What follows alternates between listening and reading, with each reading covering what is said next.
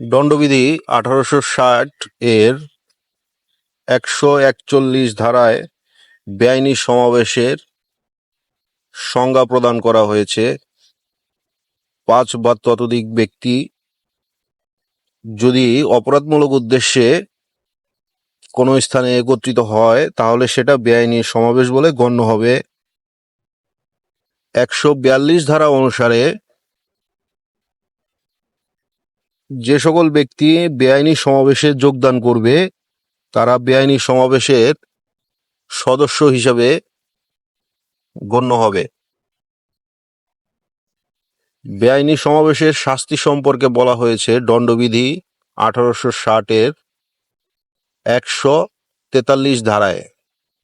143 ধারা অনুসারে যদি কোনো ব্যক্তি বেআইনি সমাবেশের সদস্য হয় বা বেআইনি সমাবেশে একত্রিত হয় তাহলে তার শাস্তি 6 মাস পর্যন্ত সশ্রম বা বিনাশ্রম কারাদণ্ড বা অর্থদণ্ড বা উভয় দণ্ড।